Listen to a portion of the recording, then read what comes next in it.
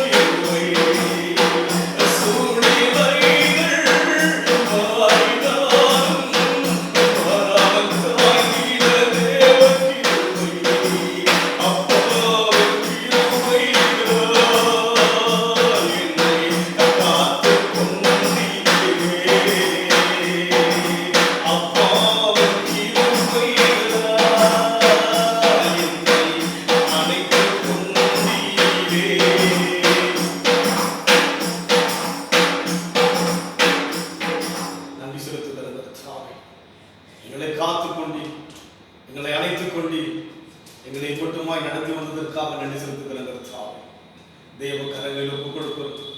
இனியும் காக்க வல்லவராயிருப்பதற்காக நன்றி செலுத்துகிறோம் ராஜா. நீர் பொறுப்பெடுத்துக் கொள்வீராக.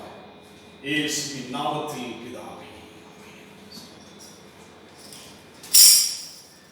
தேவனுடைய நாமத்திற்கு மகிமை உண்டாகட்டும். இந்த நாளில் கூட நாம் தேவ செய்தியை தியானிக்கும்படியாக ஏசாயாவின் புத்தகம் 60ஆம் அதிகாரம், ஏசாயாவின் கீர்த்தன புத்தகம் 60ஆம் அதிகாரம் 2ஆம் வசனத்தை வாசிக்கும்போது, இதோ இருள் பூமியையும் காரிருள் ஜனங்களை மூடும், ஆனாலும் உன்மேல் கர்த்தர் உதிப்பார், அவருடைய மகிமை உன்மேல் காணப்படும் என்று சொல்லி இந்த அதிகாரத்தில் இந்த 2ஆம் வசனத்தை பார்க்கின்றோம். இதோ இருள் பூமியையும் காரிருள் ஜனங்களை மூடும். இருள் பூமியையும் காரிருள் ஜனங்களை மூடும் என்று சொல்லி நாம் இந்த வசனத்தில் பார்க்கின்றோம். இந்த ஆண்டிலும் கூட முதல் மாதத்தில் அந்த புத்தாண்டு ஆராதனையில் நியூ இயர் சர்வீஸ் அன்று நாங்கள் இந்த வசனங்களை தியானித்திருக்கிறோம். இருள் பூமியை மூடும், காரிருள் ஜனங்களை மூடும். இருள் காரிருள் என்று சொல்லி பார்ப்போம். இருளுக்கும் காரிருளுக்கும் என்ன வித்தியாசம்? இருள் என்பது நாம் அதிகமாக பார்க்கின்ற ஒரு காரியம். இருட்டை நாம் பார்த்திருக்கிறோம். காரிருள் என்று சொல்லும் போது அது இன்னும் ஆழமான ஒரு அனுபவத்துக்குள் செல்கிறதா இருக்கிறது. திக் டார்க் என்று சொல்லி பார்க்கிறோம். கார் இருள் என்று சொல்லும் பொழுது நான் கர்நாடகாவிலே ஊழியம் செய்யும்படியே கடந்து போன போது ஒரு முறை கர்நாடகாவிலே தாண்டில் சொல்லப்படுகிற ஒரு ஃபாரஸ்ட் ஏரியாவிலே ஊழியம் செய்யும்படியாக ஊழியத்துக்கு அழைத்திருந்தார்கள். இந்த ஃபாரஸ்ட் கம்ப்ளீட் அந்த தாண்டில் சொல்லப்படுகிற அந்த பகுதி முழுமையாய் காட்டு பகுதியில் இருக்கிற ஒரு இடமாக இருந்தபடினாலே அங்கே ஒரு சகோதரர் என்னை அவருடைய ஃபாரஸ்ட் ஏரியாவுக்கு அழைத்திருந்தார்கள் ஜெபிக்கும்படியாக. அங்கே நான் ஏறக்குறைய ஒரு 5-6 ஆண்டுகள் ஒவ்வொரு ஆண்டும் கடந்து போய் வருவது உண்டு. இருளுக்கும் காரிருளுக்கும் ஒரு வித்தியாசத்தை இங்கே நான் பார்த்தேன். நாம் கவன சிட்டிக்குள்ள இருக்கிற இருட்டை நாம் பார்த்திருக்கிறோம். நான் கம்ப்ளீட்டா பார்த்தா ஃபாரஸ்ட் முழுமையான ஒரு காட்டு பகுதிக்குள்ளாக அந்த இருள் மிகுந்த ஒரு அச்சத்தை கொடுக்கும்படியான ஒரு கார் இருளை நான் பார்த்தேன். அச்சம் காமனா ஒரு இருளை பார்ப்போம், அதுல வந்து ஆழமான ஒரு அச்சத்தை பயத்தை நாம் பார்க்க முடியாது. கார் முழுமையா எங்கேயுமே எந்த விதமான மனிதனுடைய சத்தமில்லாதபடிக்கு முழுமையாய் அந்த காட்டு பகுதி முழுமையாக அந்த மரங்கள் ஏறக்குறைய 100 ஆண்டுகளுக்கு மேல இருக்கிற மரங்கள் எல்லாம் அங்கே இருக்கின்றது. முழுமையான ஒரு திக் ஃபாரஸ்ட்ல ஒரு காரினுடைய அனுபவத்தை நான் பார்த்திருக்கிறேன். அப்போ இன்றைக்கு இங்கே நாம் சொல்லப்பட்ட மனமாக பார்க்கிறோம், இருள் பூமியையும் காரிருள் ஜனங்களை மூடும் என்று சொல்லி. இருள் நாம் யாவரும் சந்தித்த ஒரு காரியம். காரிருள் ஜனங்களை மூடும் என்ற அந்த அனுபவத்தை இன்றைக்கு நாம் பார்த்துக் கொண்டு வருகிறோம். இருள் என்பதை நாம் அனைவரை பார்த்திருக்கிறோம். காரிருள் என்பது ஒரு குழப்பமான ஒரு பாதை, அது ஒரு கலக்கம் நிறைந்த ஒரு பாதை. அது நான் அந்த காரிருளின் அனுபவத்தை அந்த ஃபாரஸ்ட் சுற்றிலுமாய் பார்க்கிறேன். என்னை அழைத்த அந்த குடும்பத்தார் ஒரு ரிசார்ட்ல வந்து என்ன அங்க அந்த காட்டுக்குள்ள ஒரு ரிசார்ட் வச்சிருக்கிறாங்க. அந்த ரிசார்ட்ல தங்க வைத்து விட்டு அவரும் அவருடைய மனைவிகள் பார்த்தீங்கன்னா அங்கே அவங்க வந்து நிறைய அந்த ஃபாரஸ்ட்ல வந்து ஃபீல்ட் ஒர்க்லாம் வச்சிருக்கிறாங்க. அந்த அவர்கள் அந்த பாக்கு மரம் வச்சிருக்காங்க. அதை கவனித்துக் கொள்வதற்காக கீழே போயிட்டாங்க. அங்கே அநேக விதமான அந்த காட்டு பண்டிகை மூலமாய் அந்த நிலத்தில் இருக்கிற அந்த விளைச்சல்கள் பாதிக்கப்பட்டு விடக்கூடாதுன்னு சொல்லி அவங்க அந்த பாதுகாப்புக்காக அவங்க கீழே டவுன்ல போயிட்டாங்க. நான் மேல இருக்கேன். சுற்றிலுமாக எங்கு பார்த்தாலும் இருள் பயங்கரமாய் சூழ்ந்திருக்கிறது. மனளவிலே பயம் இருக்கத்தான் செய்யுது. இரவிலே பார்த்தீங்கன்னா அந்த மரத்துடைய சத்தம் வித்தியாசமாய் கேட்காது. காத்துல வந்து மரத்துடைய சத்தம் அப்படியான ஒரு வித்தியாசமாய் இருக்கு. அந்த காரிருள் அனுபவத்தை போல இன்றைக்கு பூமியை இருள் பூமியையும் காரிருள் ஜனங்களை மூடுமடிச்சதுமாய் இன்றைக்கு காரிருள் போன்ற ஒரு சூழலுக்குள்ளாக ஜனங்களாகி நாம் மூடப்பட்டிருக்கிறோம். உலகத்திற்கிற ஜனங்கள் காரில் குழப்பத்தோடு இருக்கிறோம். ஏறக்குறைய 50 நாட்களுக்கு மேலாக 2 மாதங்களுக்கு மேலாக கடந்து வந்து கொண்டிருக்கிறோம். குழப்பம் பூமி முழுமையாய் காரில் ஜனங்களை மூடும் என்று சொல்லப்பட்ட வார்த்தையின் பிரதமாய் உலகம் முழுமையான ஒரு குழப்பத்தை நாம் யாவரும் சந்தித்துக் கொண்டு வருகிறோம். உலகம் முழுமையாக இங்கே சொல்லப்பட்ட வார்த்தை எவ்வளவு ஒரு உண்மையான வார்த்தை. இருள் பூமியையும் காரில் ஜனங்களை மூடும் என்று சொல்லி பார்க்கிற அந்த ஒரு அனுபவத்தை இன்றைக்கு உலகம் முழுமையாக நாம் பார்த்துக் கொண்டு வருகிறோம். இதிலிருந்து நாம் எப்படி விடுவிக்க முடியும்? இன்றைக்கு காரில் போன்ற அனுபவத்தில் ஜனங்கள் யாவரும் தடுமாற்றமாய் இருக்கிறோம். தடுமாற்றத்தோடு கூட இருக்கிறது இன்றைக்கு நம்முடைய வாழ்க்கையில். இந்த காரியத்தை குறித்து இன்னும் ஆழமாய் பார்க்கும் என்று சொன்னால் யோபின் புத்தகத்தில் வாசிக்கும் பொழுது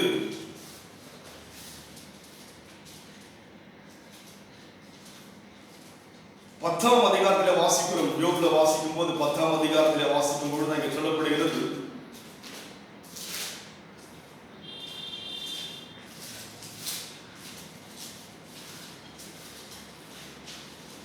இருபத்தி 1ஆம் வசனத்தில் வாசிக்கிறோம், கார் இருளும். யோபு 10ஆம் அதிகாரம் 21 கார் இருளும் மரணத்துடைய காரணமும் இருடு தேசமும் இருள் சூழ்ந்து ஒளியில்லாத மரணத்தின் காரணமுள்ள தேசமும் ஒளியும் இருளும் தேசமும் ஆகிய போனால் திரும்பி வராத தேசத்துக்கு நான் போகும் என்று சொல்லி இங்க யோபு மரணத்தினுடைய கார் இருளை குறித்து பேசுகிறார். மரணம் என்பது ஒரு கார் இருளை காண்பிக்கிறதா இருக்கிறது. இன்றைக்கு உலகம் முழுமையாக மரணம் மனிதன் பக்கத்தில் வந்திருக்கிறது. இந்த கொரோனா என்று சொல்லப்படுகிற இந்த கொள்ளை நோய் என்பது ஒரு மனிதனுக்குள்ளாக அந்த வியாதி வந்து அந்த மனிதனோடு கூட தொடர்ந்து அவரோடு கூட பழகிக்கொண்டே இருந்தால், அதற்கு மருந்து எடுக்காமல் இருந்து விட்டால் மரணம் அவளை ஆட்கொண்டு விடும், அவர்கள் மறித்து விடுவார்கள். அதுபோல்தான் காரிலும் என்பது மரணத்தை காண்பிக்கிறது. அதைதான் யோபு அங்கே சொல்வதை பார்க்கிறோம். அதே போல் 38ஆம் அதிகாரத்தில் வாசிக்கும் போது, அதே யோபு புத்தகத்தில் 38ஆம் அதிகாரத்தில் வாசிக்கும் போது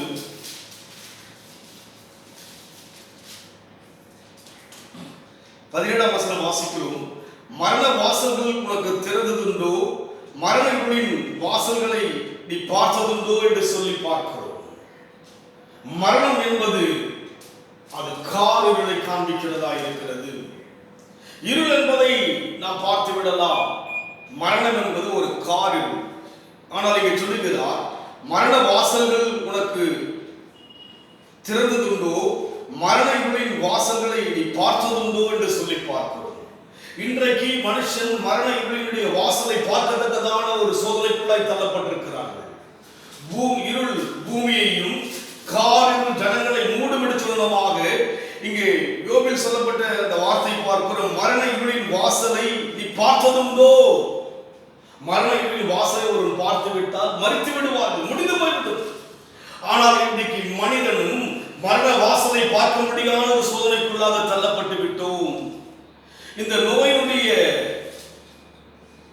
காரியங்கள் வீரியமாக ஆக இது மரணத்தை கொண்டு வந்து விடும் என்றுதான் இன்றைக்கு உலகம் முழுமையாக பயந்து, உலகத்தில் இருக்கிற எல்லா நாட்டின் ஒவ்வொரு நாட்டின் தலைவர்களும் அந்த நாட்டினுடைய ஒவ்வொருடைய காரியங்களை பார்க்கும் போது, அந்த நாட்டை ஆளுகிற ஒவ்வொரு பிரசிடென்ட், ஒவ்வொரு பிரதமர்களை பார்க்கிறோம்.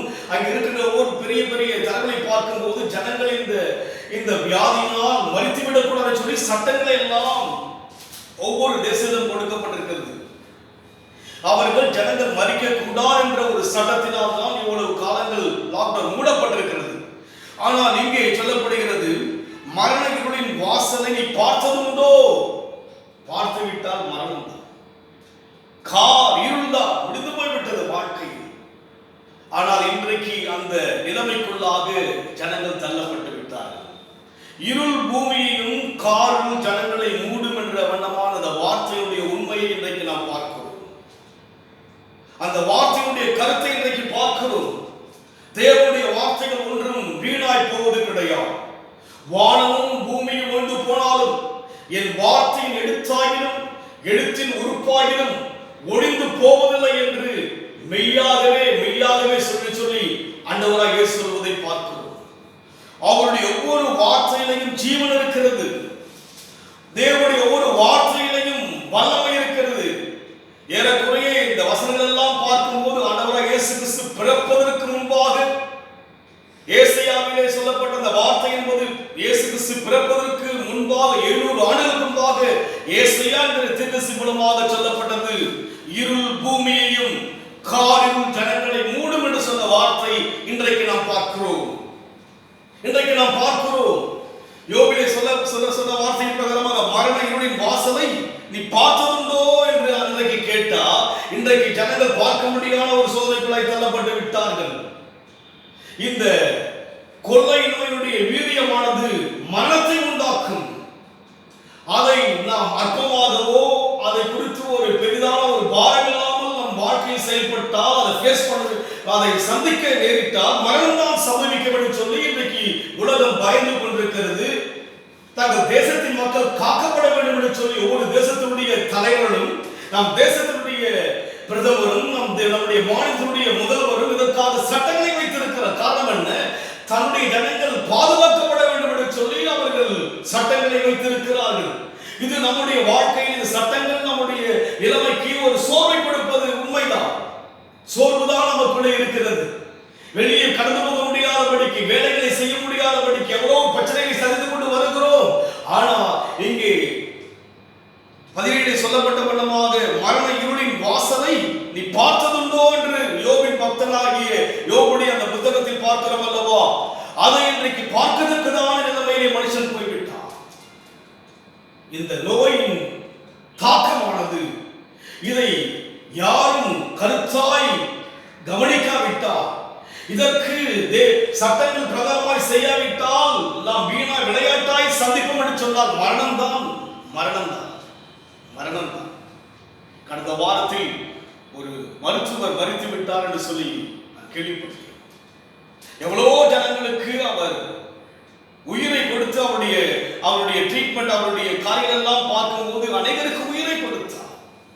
அவருடைய வாழ்க்கையில் அநேகருடைய வாழ்க்கையில் ஜீவன் போக முடியாத அத்தனை பேருக்கு அவருடைய ட்ரீட்மெண்ட் ஆனது உயிரை கொடுத்தது. ஆனால் இன்றைக்கோ அந்த கொள்ளை நோயானது அவரையும் தாக்கி உயிரை எடுத்து விட்டது. எத்தனை பெரிய ஒரு வேதனை பாருங்கள்.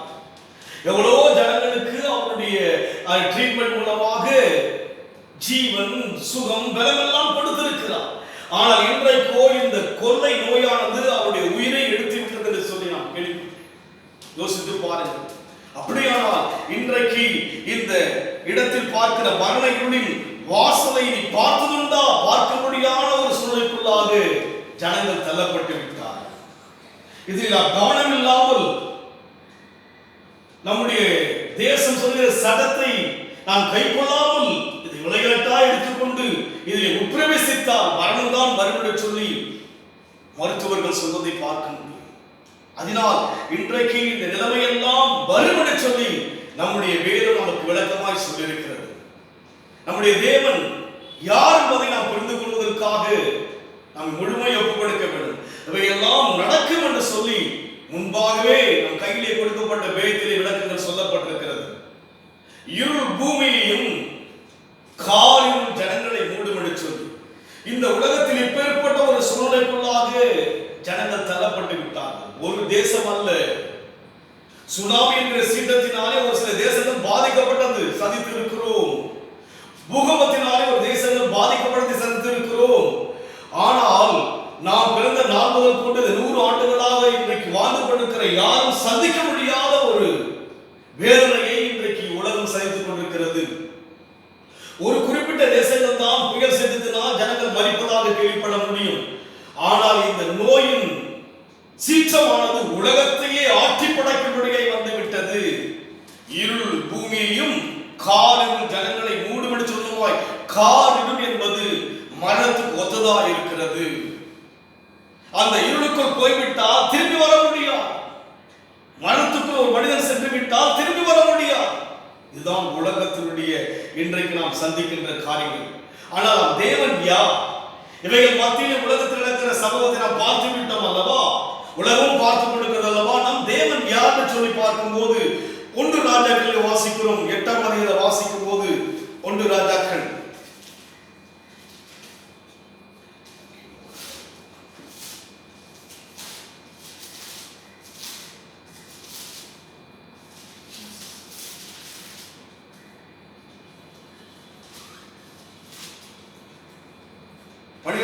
வாசிக்கிறோம். அங்கே பார்க்கிறோம் 1 ராஜாக்கள் 8:12 வாசிக்கிறோம். அப்போது சாலமோன் இருளிலே வாசம் பண்ணுவேன் என்று கர்த்தர் சொன்னார் சொல்லி பார்க்கிறோம். ஆண்டவர் எங்கே வாசம் பண்ணுகிறவராய் இருக்கிறார்? அவர் இருளிலே வாசம் பண்ணுகிறவராய் இருக்கிறார். மனிதன் இருளை சந்தித்து விட்டால் மனம் உலக ரீதியான இருளுக்கும் இருளுக்கும் வித்தியாசம் என்று பார்க்கிறோம் அல்லவா? இருள் என்பது மரணம். ஆனால் இங்கே பார்க்கிறோம் அவர் எங்கே வாசம் பண்ணுகிறாராம்? இருளிலே இருளிலே வாசம் பண்ணுகிற வல்லமையான தேவன் அவர். தானியேலிலே வாசிக்கும் போது 7 மடங்கு எரிகின்ற அக்கினிக்குள்ளாக 3 பேரை தூக்கி எறிந்து விட்டார்கள். காரில் மரணம் அவனை கவிக்கொள்ளும்படியே வந்தது. சரீரம் முழுமையை அறிந்து சாம்பலாகும்படியான சோதனைக்குள்ளாக அந்த 3 நபர்கள் தள்ளப்பட்டார்கள். பாபிலோன் தேசத்திலே வேதத்தில் நாம் பார்க்க முடியும். ஆனால் அங்கே அந்த 3 நபரோடு கூட 4வது நபராக தேவன் இறங்கி வந்து வாசம் பண்ணுவதை பார்க்கிறோம். 3 பேரை அல்லவா அந்த அக்கினிக்குள் போடப்பட்டும் 4வது நபர் அல்லவா அங்கே இருக்குன்னு சொல்லி பார்க்கிறோம். அது போல தேவன் இருளுக்குள் வாசம் பண்ணுகிறவராய் இருக்கிறார். நீ வேதனைப்பட்டால் உன் வேதனையை கடந்து வருகிறவராய் இருக்கிறார்.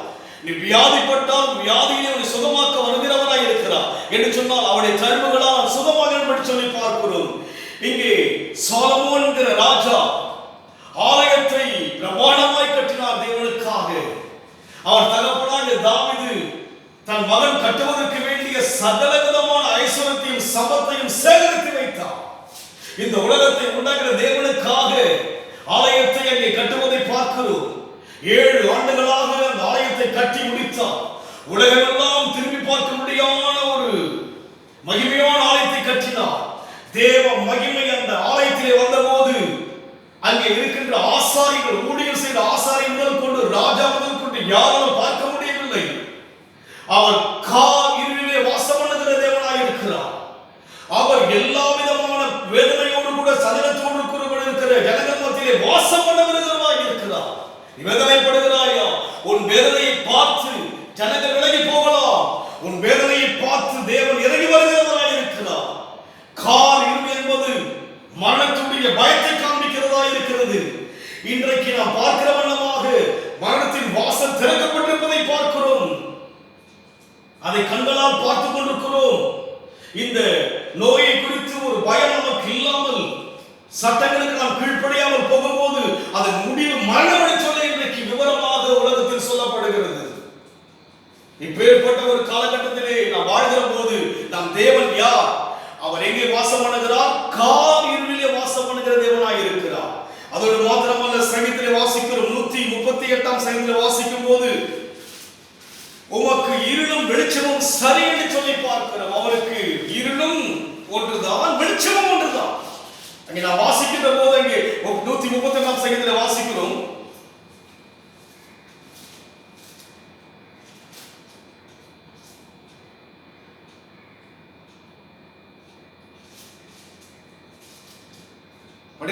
வாசிக்கும் போது உமக்கு மறைவாக இருளும் அந்தகாரப்படுத்தாது, இரவு பகலை போல வெளிச்சமாய் இருக்கும். உமக்கு இருளும் வெளிச்சமும் சரி என்று சொல்லி பார்க்கும்.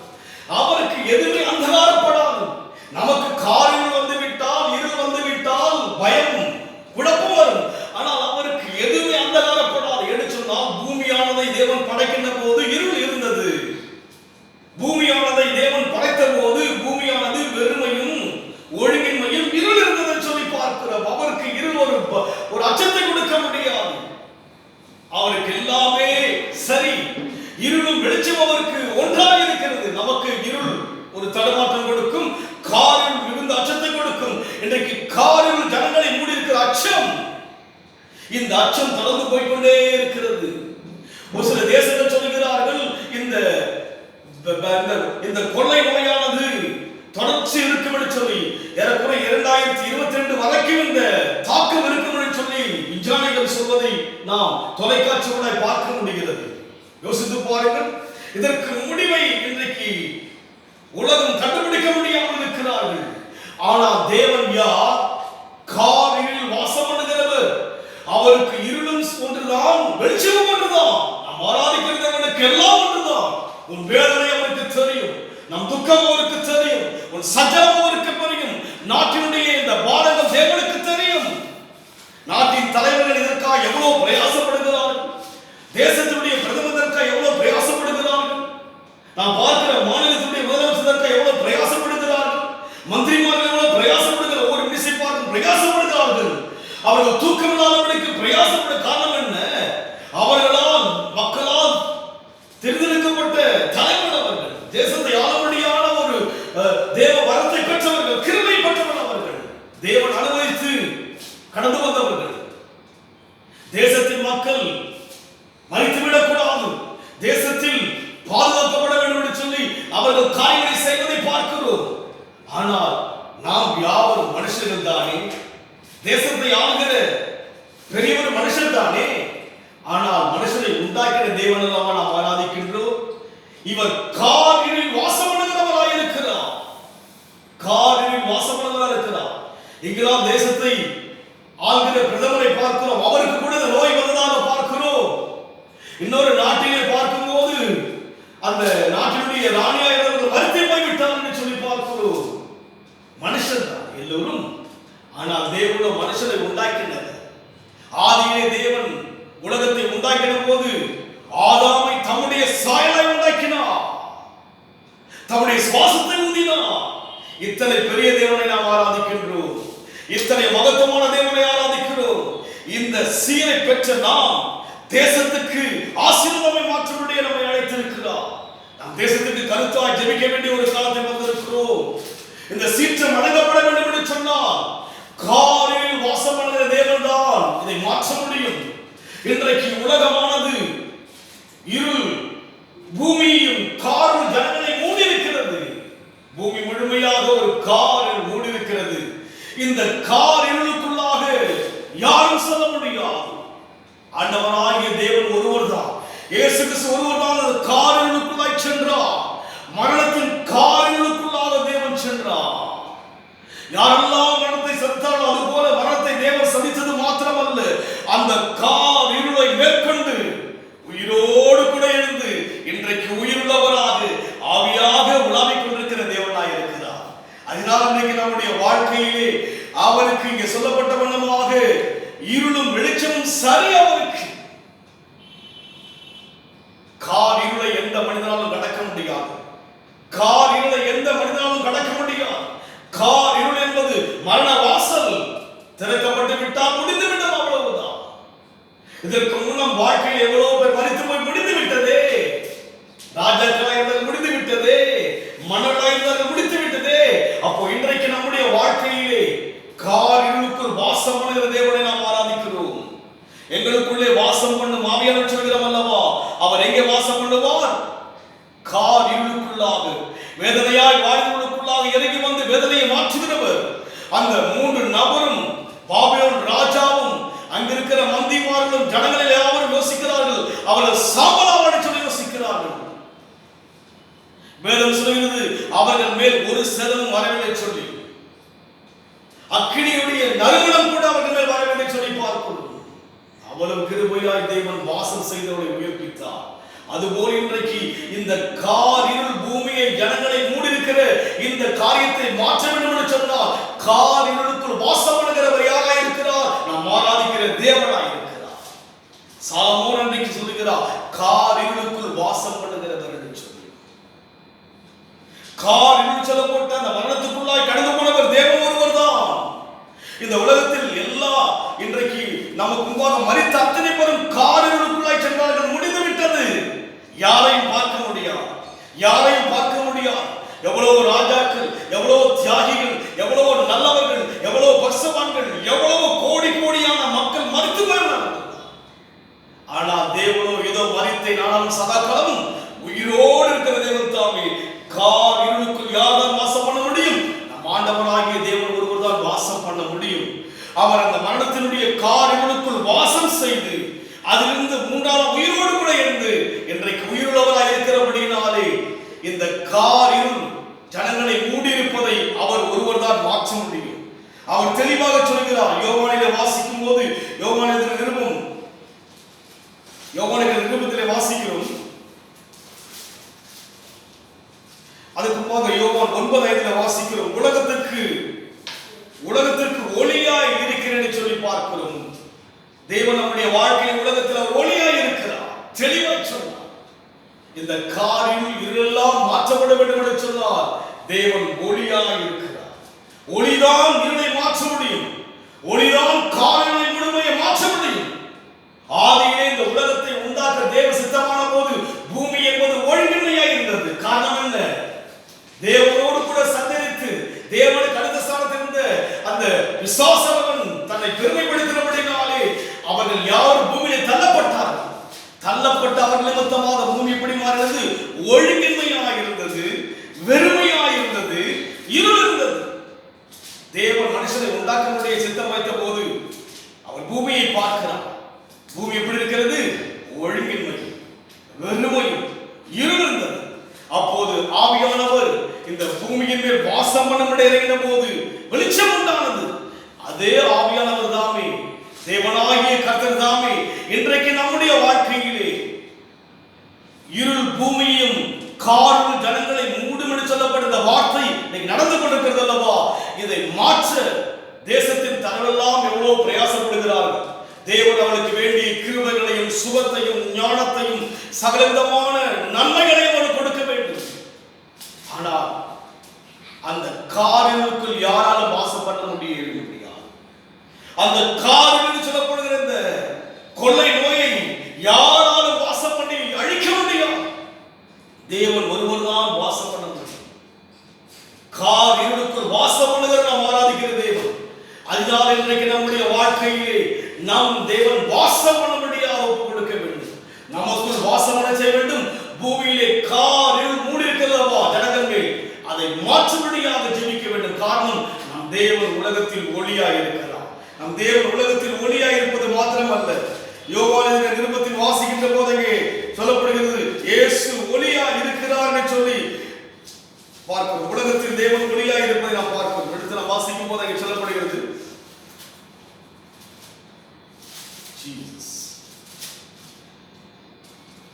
யோவானின் நிருபம் முதல் நிருபத்திலே வாசிக்கிறோம். 1ஆம் அதிகாரம் வாசிக்கும் போது தேவன் ஒளியாய் இருக்கிறார், அவரில் எவ்வளவேனும் இருள் இல்லை என்று சொல்லி சீஷனாகிய யோவான் சொல்கிறார். இயேசுவின் சீஷனாகிய யோவான், நெருங்கி பழகின யோவான், அன்பாய் அதிகமாய் பழகின யோவான் சொல்கிறார், அவர் எப்படி இருக்கிறார்? தேவன் ஒளியாய் இருக்கிறார், அவரில் எவ்வளவேனும் இருள் இல்லை. இந்த உலகம் இன்றைக்கு காரில் மூடி இருக்கிற ஜனங்கள் மேல் இருக்கிறது அல்லவா? அவர்கிட்ட எவ்வளவேனும் இருள் கிடையாது. அவர்கிட்ட கம்ப்ளீட்லி லைட், முழுமையான வெளிச்சம் உள்ளவர். அவர் இறங்கி வரும்படியாக நாம் ஜெபிக்க வேண்டும், வாசம் செய்ய வேண்டும். இருளுக்குள்ளாக யாரும் போக முடியாது. தாவீது வாழ்க்கை சொல்கிறார், சங்கீதம் 23:5 சொல்லப்படும் போது, நான் மரண இருளின் பள்ளத்தாக்கில் இருந்தாலும் பொல்லாப்புக்கு பயப்பட தேவனோடு கூட இருக்கிறேன் சொல்லி தாவீது தேவனை அறிந்திருந்தார். அதுபோல இன்றைக்கு தேவனை அறிந்த தேவ ஜனமே, இந்த மரண இருளின் பள்ளத்தாக்குள்ளாக நம்முடைய தேவன் ஒருவர் தான் வாசம் செய்ய முடியும். நாம் மரணத்துக்குள் போய்விட்டால் முடிந்து போய்விட்டோம். அதனால் இன்றைக்கு நம்முடைய வாழ்க்கை அவரிடத்தில் எவ்வளவு வேணும் இருள் இல்லை என்று சொல்லி பார்க்கிறோம். அதே 1:6 வாசிக்கும் போது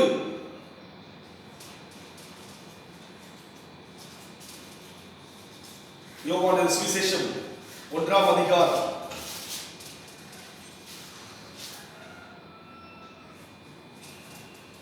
4ஆம் வசனம் வாசிக்கிறோம். அவருக்குள் ஜீவன் இருந்தது, அந்த ஜீவன் மனுஷனுக்கு ஒளியாய் இருந்தது சொல்லி பார்க்கிறோம். தேவனை பார்க்க வேண்டும் என்று சொன்னால் நமக்குள்ளே பார்க்க முடியும். இங்கே தெளிவாக சொல்கிறது, அவருக்குள் ஜீவன் இருந்தது. எவருக்குள்? ஆண்டவராகிய இயேசுவுக்குள் ஜீவன் இருந்தது என்று சொல்லி அவர் மரிப்பதற்குள்ளாகவே அவரை குறித்து சொல்லுகிறார்கள்.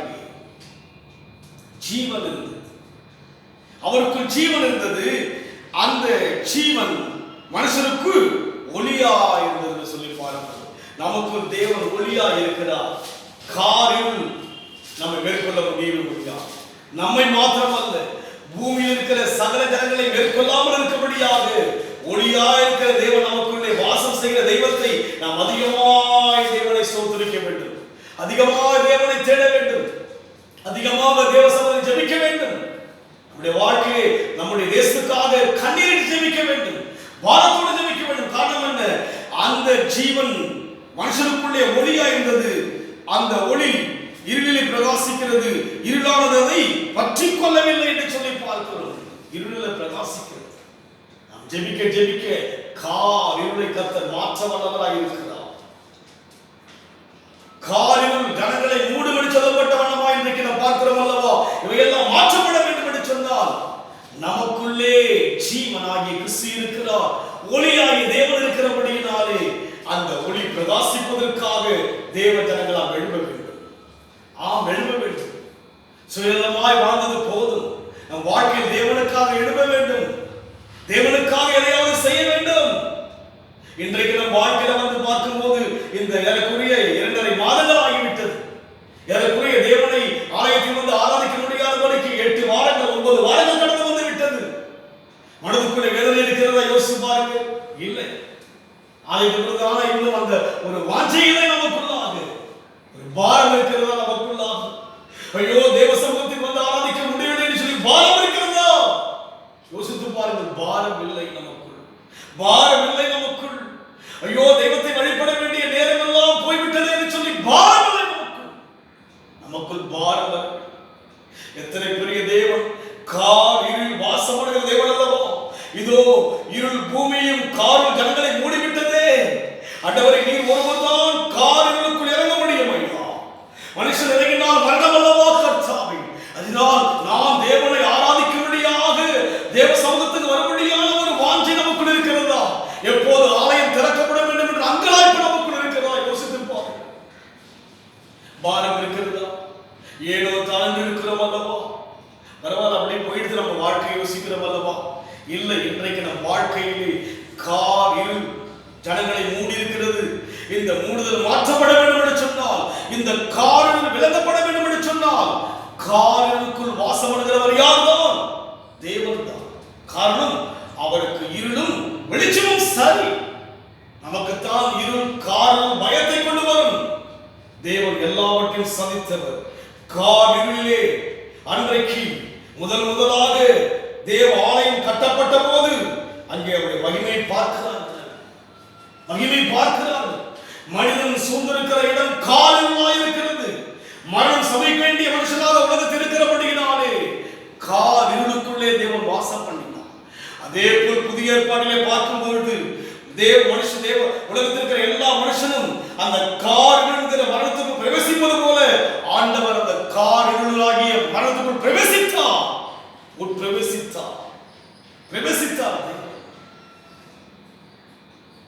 அடக்கம் பண்ணப்பட்டார்.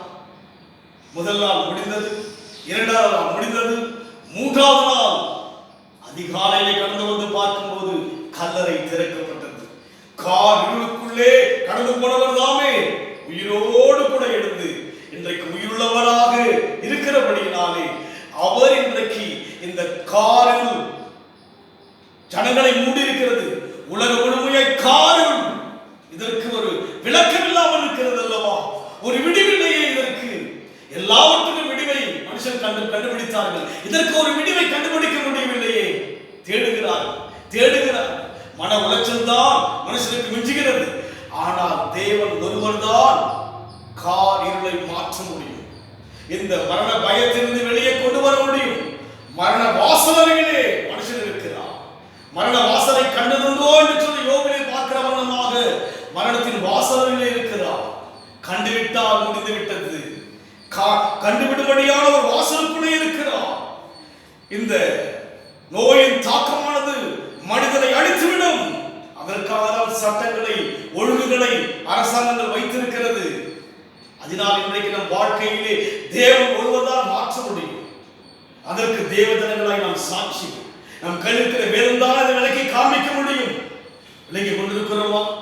தேவனுக்காக இன்னும் எப்படி வாழ வேண்டும் யோசித்து பாருங்கள்.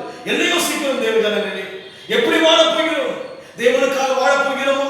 அவருக்காக ஏதாவது காரியம் செய்ய முடியும் எண்ணுகிறோமோ? இந்த உலகத்தில் மாற்ற மாற்றம் வர வேண்டும் என்று சொன்னால் தேவனாகிய ஆண்டவராக இயேசு கிறிஸ்து ஒருவர் மாத்திரம் மாற்றத்தை கொண்டு வர முடியும். தேசத்தின் தலைவர்கள் எவ்வளவு பிரயாசப்படுகிறார்கள். அவளுக்கான தேவனை ஸ்தோத்திரிப்போம், அவளுக்கு தேவனை ஸ்தோத்திரிப்போம். நாம் எல்லாம் வீட்டுக்குள்ளே இருக்கும் போது தேசத்தின் தலைவர்கள் ஓடிக்கொண்டிருக்கிறார்கள் அல்லவா, மன உளைச்சல் அல்லவா. யோசித்து பாருங்கள், நம் தேசத்தின் பிரதமருக்கு எவ்வளவு மன உளைச்சல் இருக்கும் யோசித்து பாருங்கள். நம்முடைய மாநிலத்தினுடைய முதல்வருக்கு எவ்வளவு மன உளைச்சல் யோசித்து பாருங்கள். இருக்கும், உளைச்சல் இருக்கும். காரணம் என்ன? மக்களால் தேர்ந்தெடுக்கப்பட்டவர்கள் அவர்கள். மன உளைச்சல் இருக்கும், அவருடைய மனசாட்சியிலே மன உளைச்சல் இருக்கும். அதனால் இன்றைக்கு நம் வாழ்க்கையிலே இதையெல்லாம் மாற்றத்தக்கதானவர் நாம் ஆராதிக்கிற ஆண்டவராகிய இயேசு கிறிஸ்து, கர்த்தராகிய இயேசு கிறிஸ்து ஒருவர் தான் காரணம். இந்த பிரச்சனையிலே வாசம் பண்ணுகிறவர் யாராக இருக்க முடியும்? தேவன் ஒருவர் தான். இந்த கொள்ளை நோய்க்குள் பாதிக்கப்பட்டவர்களை ட்ரீட்மெண்ட் கொடுக்கும்படியாக கடந்து போகிற மருத்துவர்கள் எவ்வளவு பாதுகாப்பாய் போகிறார்கள். இல்லாவிட்டால் அவர்களால் அதை மேற்கொள்ள முடியுமா? வயது செல்கிறார்கள் எவ்வளவோ மருத்துவர்கள். யோசித்து பாருங்கள், குடும்பத்தை விட்டு எவ்வளவோ அதற்காக செய்து கொண்டிருக்கிற யோசித்து பாருங்கள். அந்த கொரோனா வியாதியானது அந்த மனிதனுக்குள் இருக்கிற வியாதி மேற்கொண்டு வந்து விட்டால் யோசித்து பாருங்கள். இன்றைக்கு இந்த உலக முழுமையாய் இந்த கொள்ளை நோய் வாசம் செய்து இதை பார்க்கிற வண்ணமாக கார் இருளுக்குள்ளாக ஜனங்களை கொண்டு போய் விட்டது. கர்த்தரோ உதிக்கும்படியாக இருக்கிறார். கர்த்தர் அங்கே பார்க்கிறோம். கடைசியாக நாம் வாசித்து முடிப்போம். ஏசாயாவை வாசிக்கிறோம். 60ஆம் அதிகாரத்தில் வாசிக்கும் போது